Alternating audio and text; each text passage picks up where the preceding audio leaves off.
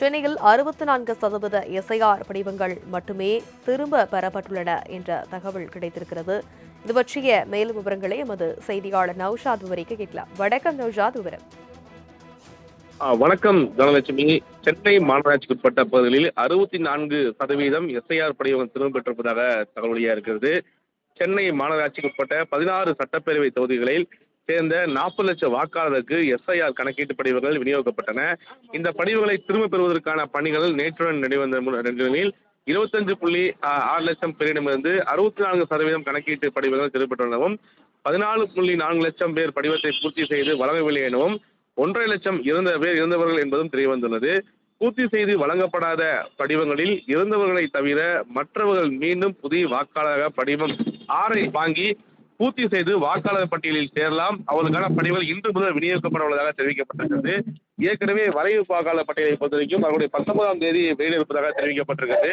அந்த நிலையில் பார்க்கும் பொழுது அதற்கு பிறகு யாருடைய பெயர் வெளிப்பட்டிருக்கிறதா என்பதை குறித்து ஒவ்வொரு கட்சி பிரமுகர்களும் அதை ஆய்வுக்கு உட்படுத்த வேண்டும் என ஏற்கனவே தகவல் தெரிவித்திருந்தார்கள்.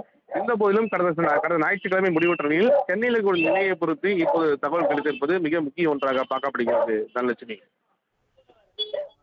விவரங்களுக்கு நன்றி நௌஷாத். சென்னையில் 64% எஸ்ஐஆர் படிவங்கள் மட்டுமே திரும்ப பெறப்பட்டுள்ளன என்ற தகவல் கிடைத்திருக்கிறது. இது பற்றிய மேலும் விவரங்களை எமது செய்தியாளர் நௌஷாத் விவரிக்க கேட்கலாம். வணக்கம் நௌஷாத், விவரம். வணக்கம் தனலட்சுமி. சென்னை மாநகராட்சிக்கு உட்பட்ட பகுதிகளில் 64% எஸ்ஐஆர் படிவங்கள் திரும்ப பெற்றிருப்பதாக தகவல் வெளியாக இருக்கிறது. சென்னை மாநகராட்சிக்கு உட்பட்ட 16 சட்டப்பேரவை தொகுதிகளில் சேர்ந்த 40 லட்சம் வாக்காளருக்கு எஸ்ஐஆர் கணக்கீட்டு படிவங்கள் விநியோகிக்கப்பட்டன.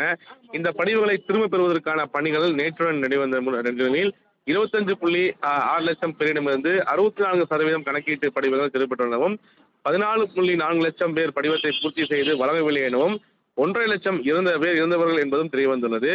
பூர்த்தி செய்து வழங்கப்படாத படிவங்களில் இறந்தவர்களை தவிர மற்றவர்கள் மீண்டும் புதிய வாக்காளராக படிவம் 6 வாங்கி பூர்த்தி செய்து வாக்காளர் பட்டியலில் சேரலாம். அவர்களுக்கான படிவங்கள் இன்று முதல் விநியோகிக்கப்பட உள்ளதாக தெரிவிக்கப்பட்டிருக்கிறது.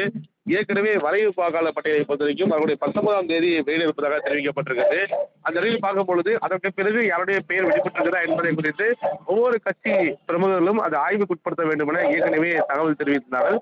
இந்த போதிலும் கடந்த ஞாயிற்றுக்கிழமை முடிவுற்ற நிலையில் சென்னையில் ஒரு நிலையை பொறுத்து இப்போது தகவல் கிடைத்திருப்பது மிக முக்கிய ஒன்றாக பார்க்கப்படுகிறது. தனலட்சுமி, விவரங்களுக்கு நன்றி நௌஷாத்.